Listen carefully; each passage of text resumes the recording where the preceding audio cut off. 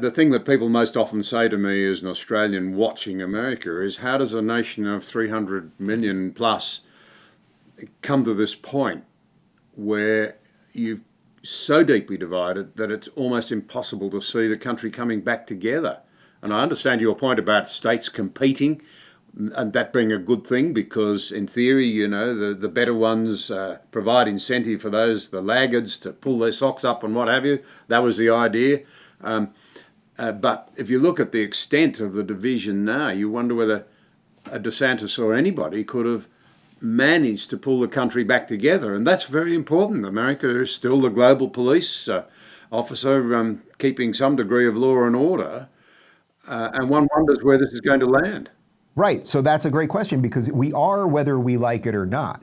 I mean, look, America could step back, and there's a very strong isolationist movement growing on the right in America right now, and I'm sympathetic to it. This is a bit of like a Tucker Carlson sort of take on things, that we have so many big problems here, we have no right to be doing anything anywhere. I'm actually quite sympathetic to that argument philosophically. I think in practicality, if not for the United States, the world would be in a much, much worse place, not only historically, but I still think going forward, someone will lead the world one way or another. So unless you want China to rule the world, or you want Russia to rule the world, then the United States, for all her flaws, probably is the best country. That doesn't mean that every foreign policy thing we do is great and that we should be nation building all over the place and everywhere else. But to your earlier point, as we see this divide, we are called the United States of America. And you're right, we're gonna have to figure out what unites us, because if we sort ourselves out, and okay, all like-minded people live in red states and people who think the other way live in blue states, eventually we'll just be at war with ourselves. That's obviously a huge problem. We already had one civil war, fairly close to our founding. But the other problem I think that people can't quite grasp is that this isn't a problem of, oh, I want a marginal tax rate of 10% and you want 20%. This isn't really a problem of, I want 10-week abortion and you want 15-week abortion.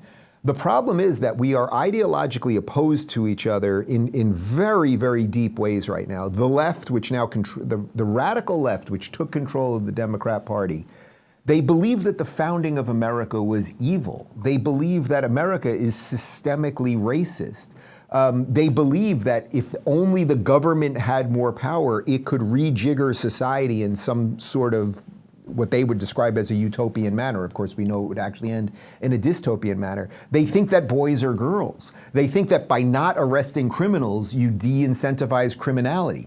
Almost every position, and we could go do many more of these, almost every position that they've taken is so radically antithetical to reality that I don't know how do you mend with that?